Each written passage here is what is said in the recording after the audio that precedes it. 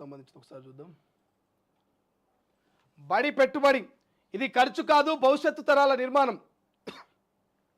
చిలుకూరులో ఉమ్మడి ఆహార ప్రణాళికను ప్రారంభించి విద్యార్థులతో కలిసి భోజనం చేస్తున్న సీఎం రేవంత్. బహుముఖ ప్రతిభకు కేంద్రాలుగా గురుకులలు. విద్యాశాఖను నేనే చూస్తున్నా, గాడిన పెడతా, 21,000 కోట్లు ఇచ్చాం, మరింత పెంచుతా. విద్యార్థుల వృత్తిపై ఆత్మ పరిశీలన అవసరం. పిల్లలతోనే భోజనశాల నిర్వహణ కమిటీలు. చరిత్రలో లేనంతగా డైట్ కాస్మెటిక్ ఛార్జీల పెంపు. చిలుకూరు సాంఘిక సంక్షేమ గురుకుల్లో ఉమ్మడి ఆహార ప్రణాళిక ప్రారంభంలో సీఎం రేవంత్. మాది బహుజన సర్కార్, పథకాలతో బీసీలకే లబ్ధి. ఎస్సీ వర్గీకరణకు కాంగ్రెస్ పార్టీ అనుకూలం.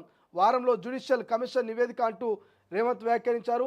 ఒకసారి పూర్తి డేటా చూస్తే రాష్ట్ర ప్రభుత్వం నిర్వహిస్తున్న గురుకుల పాఠశాలని బహుముఖ ప్రతిభకు కేంద్రాలుగా తీర్చిదిద్దామంటూ సీఎం రేవంత్ పేర్కొన్నారు. విద్యార్థుల కోసం చేస్తున్న ఖర్చును భవిష్యత్ తరాల నిర్మాణానికి పెడుతున్న పెట్టుబడిగా భావిస్తున్నామన్నారు. అయితే ఈ పెట్టుబడి తెలంగాణను బలోపేతం చేస్తుందని, అభివృద్ధి వైపు నడిపిస్తుందని, రాష్ట్ర ప్రతిష్టను నిలబెడుతుందంటూ ఆశాభావం వ్యక్తం చేశారు.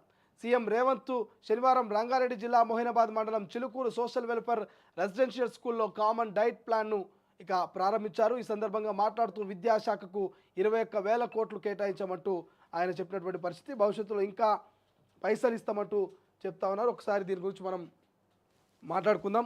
సో నిన్న రాష్ట్ర వ్యాప్తంగా కామన్ డైట్ మెనూను తెలంగాణ రాష్ట్ర ప్రభుత్వం మొదలుపెట్టింది. కొన్ని చోట్ల మంత్రులు, కొన్ని చోట్ల ముఖ్యమంత్రి, సో ఇట్లా ఒకరొకరు పోయి కొన్ని గురుకుల పాఠశాలలో కామన్ డైట్కి సంబంధించి లాంచ్ చేసినటువంటి పరిస్థితి. సో ఈ కామన్ డైట్కి సంబంధించి అంటే ఏదైతే ఈ కామన్ డైట్కి సంబంధించి మనం ఒకసారి మాట్లాడుకున్నట్టయితే ఈ కామన్ డైట్ ప్లాన్లో చాలా వరకు మనం చూసినాం. సో వారంలో నెలలో 2 సార్లు మటను, 4 సార్లు చికెన్. సో మిగతావన్నీ కూడా పల్లీలు కావచ్చు, బాయిల్డ్ పల్లీలు కావచ్చు, మంచిగా వడ, పూరి, ఇక బోండా, ఈ రకమైనటువంటి నాణ్యమైనటువంటి ఫుడ్ని పెట్టేటువంటి ఆ డైట్ మెను చూస్తే నాకు కూడా చాలా ఆనందం అనిపించింది. సో మనం కూడా నిన్న తొలి వెలుగు షేక్పేట్లో ఉన్నటువంటి గురుకుల పాఠశాలకు పోయింది. అక్కడికి హైదరాబాద్ ఇన్ఛార్జ్ మంత్రి పొన్నం ప్రభాకర్ వచ్చిండు, హైదరాబాద్ కలెక్టరు అనుదీప్ వచ్చిండు. ఆడికి పోయినాం, ఆ ప్రోగ్రాం చూసినాం. బుక్కడంత బువ్వగూడ హాస్టల్లో మనం తినే ప్రయత్నం చేసినాం. కానీ నిన్న అద్భుతంగా ఉంది. వండినటువంటి వంట కావచ్చు, అదంతా కూడా చాలా బాగుంది. మనం మంత్రి గారిని కూడా అడిగినాం నిన్న, పొన్నం ప్రభాకర్ గారిని. ఒక్కరోజు మాత్రమే ఈ రకమైనటువంటి హడావడి, ఈ రకమైనటువంటి నాణ్యమైనటువంటి భోజనం పిల్లలకు ఉంటుందా, లేక ఏడాది పొడవునా ఇదే రకమైనటువంటి నాణ్యమైనటువంటి భోజనాన్ని మీ రాష్ట్ర ప్రభుత్వం అందిస్తుందా అని అడిగిన. ఒక్కటే మాట అన్నాడు మంత్రి, ఖచ్చితంగా నాణ్యమైనటువంటి భోజనాన్ని నిరంతరం ఏడాది పొడవునా మేము ఇదే రకమైనటువంటి డైట్ మెనూ తోటి మేము అందిస్తాం. ఒకవేళ మీకు అనుమానం ఉన్నా, ఏమైనా తేడా కొట్టినా ఇదే తొలి వెలుగు ఇక్కడ రెసిడెన్షియల్ హాస్టల్కి రండి, తనిఖీలు చేయండి, ఆ స్వేచ్ఛ కూడా మీకు ఇస్తున్నామని చెప్పాడు.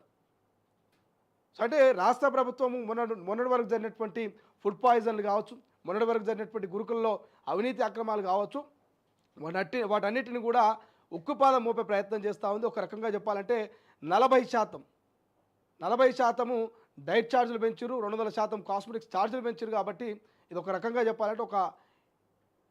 చెప్పాలంటే పిల్లల భవిష్యత్తుకు నిజంగానే పెట్టుబడి. నిన్న ముఖ్యమంత్రి అంటా ఉన్నాడు, ఇదంతా కూడా పిల్లల భవిష్యత్తు పెట్టుబడి.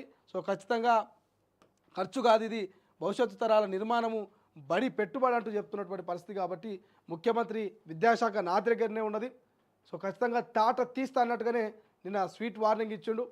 విద్యాశాఖ నా దగ్గర నుండి దాదాపు 21,000 కోట్ల రూపాయలు విద్యాశాఖ కేటాయించినాం. కాబట్టి ఎక్కడైనా తప్పు జరిగితే ఖచ్చితంగా అబ్జర్వ్ చేస్తా, అప్పుడప్పుడు ఆకస్మిక తనిఖీలు చేస్తానంటూ నిన్న గురుకుల పాఠశాలలో ఇదైతే చిలుకూరు కావచ్చు, ఇక ఇతర ప్రాంతాలకు ఇతర నేతలు పోతే నిన్న ముఖ్యమంత్రి చిలుకూరు రెసిడెన్షియల్ పాఠశాలకు పోయిండు. ఆడ కామన్ డైట్ ప్లాన్ అయితే ఏదైతే కామన్ డైట్కి సంబంధించినటువంటి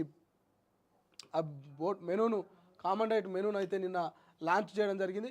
సో ఈ కామన్ డైట్ మెనూలో మనం చెప్పుకున్నాం, ఈ కామన్ డైట్ ప్లాన్లో అనేకమైనటువంటి టీ కావచ్చు, బూస్ట్ కావచ్చు, అన్నీ కూడా అంటే పిల్లలకు మంచి పోషకమైనటువంటి ఆహారాలు అయితే ఇస్తూ ఉంది. బనానా కావచ్చు, ఎగ్స్ కావచ్చు, సో ఇవన్నీ కూడా అద్భుతమైనటువంటి మెనూ ఉంది. కాబట్టి మరి రాష్ట్ర సర్కార్ ఇప్పటికైనా ఆకస్మిక తనిఖీలు చేస్తుందా, జిల్లా కలెక్టర్ల పర్యవేక్షణలో ఏదైతే గురుకుల పాఠశాలకు సంబంధించినటువంటి కార్యదర్శి కావచ్చు, అక్కడటువంటి వార్డెన్లు కావచ్చు, ఇప్పటికైనా చిత్తశుద్ధితో ఎటువంటి అవినీతి అక్రమాలకు పాల్పడకుండా మరి పిల్లల భవిష్యత్తుకు పెట్టుబడి పెడతా ఉంది. ఇది ఖర్చు కాదని చెప్తా ఉంది రాష్ట్ర ప్రభుత్వం. విద్యాశాఖ ముఖ్యమంత్రి దగ్గరనే ఉంది. కాబట్టి ప్రతిపక్షాలు విమర్శిస్తున్నాయనో, జర్నలిస్టులు ప్రశ్నిస్తున్నారనో మీరు ఆవేదనకు లోనవ్వకుండా వాస్తవాన్ని అధికార పార్టీ కూడా గ్రహించి మరోసారి ఇటువంటి తప్పులు జరగకుండా జాగ్రత్త తీసుకోవాలి. ఎందుకంటే ఇప్పటికే తాండూరుకు చెందినటువంటి ఒక అమ్మాయి ఇంకా నిమ్స్ దవాఖానలో ఉంది. పాపం ఆమె ఆరోగ్యం ఇంకా కూడా కుదుట పడతలేదు.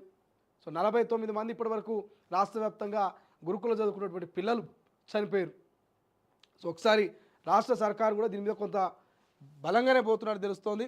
పిల్లలతో భోజనశాల నిర్వహణ కమిటీలు కూడా ఉంటాయి. చరిత్రలో లేనట్టుగా డైట్ కాస్మెటిక్ ఛార్జీలు పెంచడం చెప్తా ఉన్నారు. ఇక విద్యాశాఖను నేనే చూస్తూ ఉన్నా కాబట్టి ఖచ్చితంగా గాడిన పెడతా, ఇది మర్చిపోవద్దు, ఖచ్చితంగా చాలా జాగ్రత్తగా పనిచేయాలంటూ ఇప్పటికే అధికారులకు ముఖ్యమంత్రి చెప్పారు. ఇక ఇంకో విషయం